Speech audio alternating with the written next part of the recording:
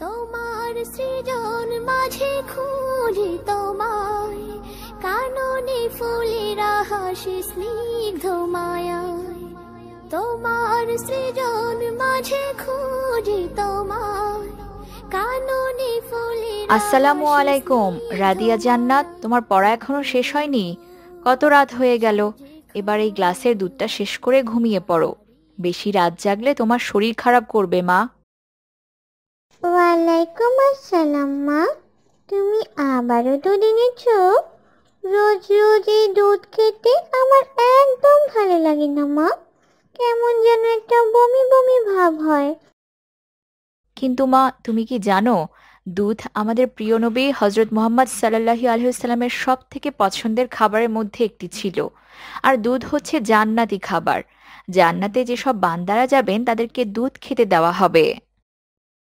তাহলে তো দুধ অনেক বরকতময় খাবার মা, আজকে থেকে আমি রোজ দুধ খাবো ইনশাআল্লাহ।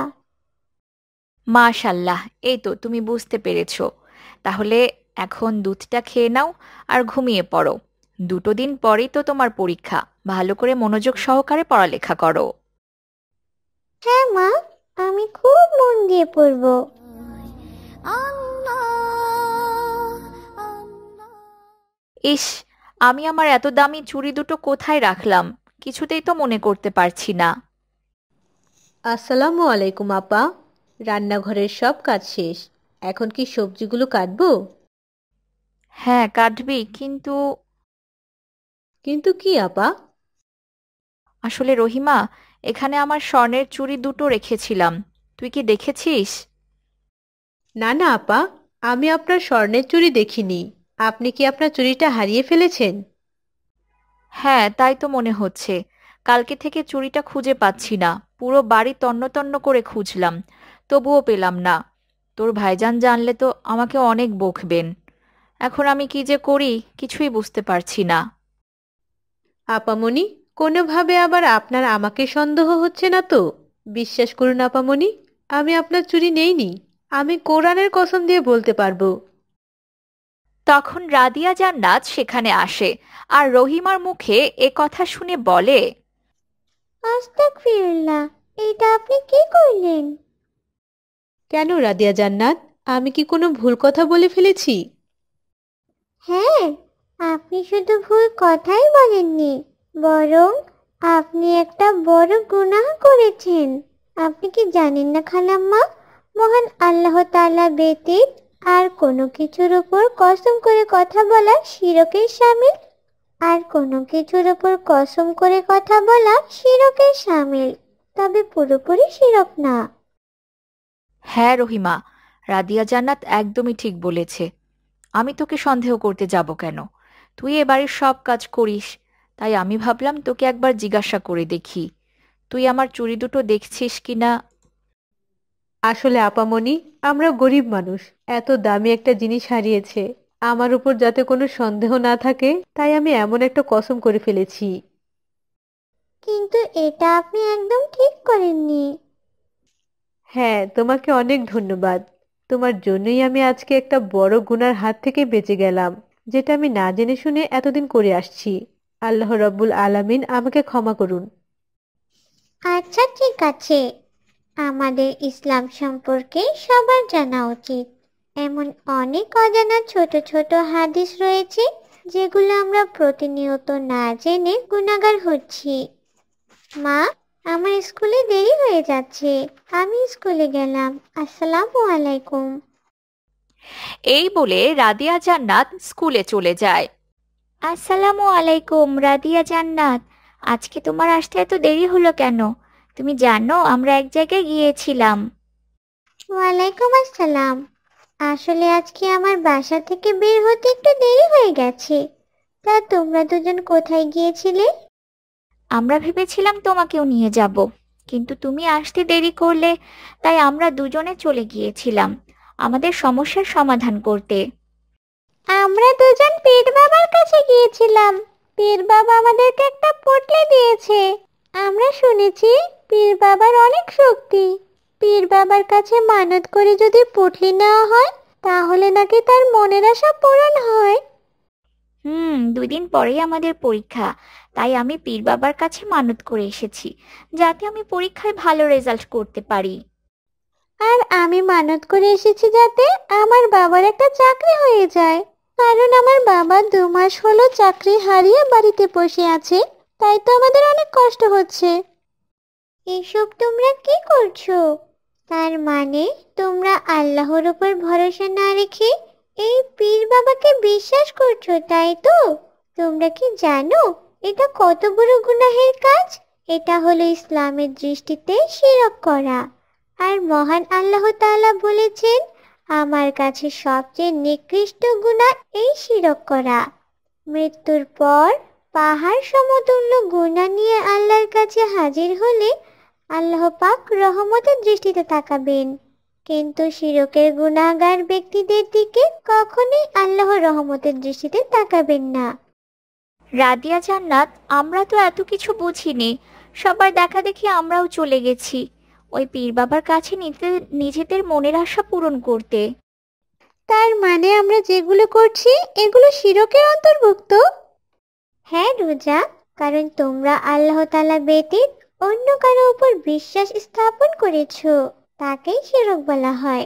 মহান আল্লাহ তাআলা বলেছেন, তিনি তার সাথে শিরককারী অপরাধকে ক্ষমা করবেন না, আর ইহা ব্যতীত যাকে ইচ্ছা তিনি তাকে ক্ষমা করে দেবেন। রাদিয়া জান্নাত, তুমি এত কিছু কিভাবে জানলে? আমি এবার ছুটিতে আমার দাদুর বাড়িতে গিয়েছিলাম। আমার দাদু ভাই আমাকে শিরকের হাদিস সম্পর্কে বুঝিয়েছেন, আর আমি এগুলো খুব ভালোভাবে মনে রেখেছি, তাই তো আমি তোমাদেরকে এগুলো বলতে পারছি। দাদু ভাই বলেছেন, কখনো তোমার চোখের সামনে অন্যকে ভুল করতে দেখলে চুপ করে থাকবে না, এটাও একটা গুনাহ। এখনই আমরা এই পুটলাই ফেলে দেব। চলো রোজা, এখন স্কুলের ঘন্টা বেজে যাবে, তখন আমরা আর সময় পাবো না। হ্যাঁ, যত দ্রুত সম্ভব তোমরা এই নিকৃষ্ট পাপ থেকে নিজেদেরকে মুক্ত রাখো, কারণ যদি কোনো ব্যক্তি শিরক করে মহান আল্লাহ তাআলার কাছে ক্ষমা না চেয়ে ওই অবস্থায় সে মৃত্যুবরণ করে, তাহলে সে জাহান্নামী। শুধু তাই নয়, শিরকের ভয়াবহতা এত যে মানুষের নেক আমলগুলোকেও শিরক নষ্ট করে দেয়। আস্তাগফিরুল্লাহ, আমরা কত বড় গুনাহ করছি তাহলে! মহান রব্বুল আলামিন আমাদের এই গুনাহগুলোকে মাফ করবেন। নিশ্চয় করবেন রোজা, কারণ মহান আল্লাহ পাক পরম ক্ষমাশীল। এখন থেকে তোমরা মনে রাখবে, আমাদের শুধু আল্লাহ পাকের কাছেই মাথা নত করতে হবে, আর তাকেই মনে প্রাণে বিশ্বাস করতে হবে। তিনি চাইলে একদিন তোমার বাবার চাকরি হয়ে যাবে রোজা। আর রুকাইয়া, তুমি মনোযোগ সহকারে পড়াশোনা করো, দেখবে তুমি এর ফল পাবে ইনশাআল্লাহ।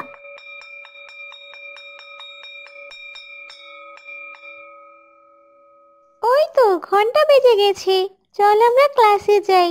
ভাগ্যিস আজকে রাদিয়া জান্নাতকে এগুলো বলেছিলাম, না হলে না জেনে আমরা কত বড় গুনাহগার হচ্ছিলাম। রাদিয়া জান্নাত, তুমি সত্যি অনেক ভালো মেয়ে, আমাদেরকে সবসময় ইসলামের কথা শোনাও। চূড়া হয়ে আড়ালে হারায় মেঘমালা উড়ে যায়, পর্বত চূড়া হয়ে আড়ালে হারায়। কি করছো মা রাদিয়া? আজকে তোমার পরীক্ষা, আর তুমি আজকে কিনা এত বড় ডিম খাচ্ছো? তাহলে তো তুমি পরীক্ষায়ও একটা আস্ত ডিম পাবে। মা, আমি রোজই তো ডিম খাই, আর তুমি এসব বিশ্বাস করো মা? তুমি জানো না এগুলো ছোটখাটো শিরকের অন্তর্ভুক্ত? এগুলোর প্রতি বিশ্বাস করতে নেই। মহান আল্লাহ রাব্বুল আলামিন উত্তম পরিকল্পনাকারী, তিনি যেটা করবেন ভালোর জন্যই করবেন ইনশাআল্লাহ। হ্যাঁ রাদিয়া মা, আমার তো এটা জানা ছিল না। তাহলে আমরা এমন অজানা ভুল রোজই করে চলেছি। হ্যাঁ মা, আমাদের এগুলো থেকে দূরে থাকতে হবে। আমরা আমাদের কাজের মধ্যে অনেক সময় এসব বাক্য ব্যবহার করি, যেমন কারো সাহায্য পেতে গেলে আমরা বলি, আপনি ছাড়া আমাদেরকে আর কে সাহায্য করতে পারে? আপনিই তো মহান, আপনি না থাকলে আমাদের কি যে হতো, আমাদের কে রক্ষা করত? এভাবে আমরা যে কথাগুলো বলি সবগুলো আল্লাহ ব্যতীত অন্য কারো উপর ভরসা স্থাপন করা। এটাও একটা শিরকের অন্তর্ভুক্ত। মাশাআল্লাহ। রাদিয়া জান্নাত, মা তুমি যে কথাগুলো বলছো এগুলো তো আমরা এর আগে কখনোই এভাবে ভেবে দেখিনি। তুমি এইটুকু বয়সে কত কিছু জানো মা। আসলে খালাম্মা, আমার ইসলামিক কথাগুলো শুনতে আর অন্যকে বলতে অনেক ভালো লাগে। মাশাআল্লাহ, আল্লাহ রাব্বুল আলামিন এভাবেই তোমাকে ইসলাম প্রচারে সহায়তা করুক। তুমি জানো মা, তোমার দ্বারা যদি কেউ ভালো কাজ শিখে সেটা করে, তাহলে আল্লাহ পাক তোমাকেও তার সমতুল্য সোয়াবে ভরিয়ে দিবেন। সুবহানাল্লাহ। হ্যাঁ মা, এই হাদিস সম্পর্কে আমার জানা আছে ইনশাল্লাহ। আর যতটুকু হাদিস জানা আছে সেটা আমি সবার মাঝে ছড়িয়ে দেব। আমার নামে এবার নাস্তা শেষ করে আল্লাহর নাম নিয়ে পরীক্ষা দিতে চলে যাও। ইনশাল্লাহ আল্লাহ পাক চাইলে তোমার পরীক্ষার ফলাফল খুবই ভালো হবে। হ্যাঁ মা, তুমি একদম ঠিক কথা বলছো। মহান আল্লাহ রাব্বুল আলামিন চাইলেই এবার আমি খুব ভালো রেজাল্ট করব ইনশাআল্লাহ। নূপুর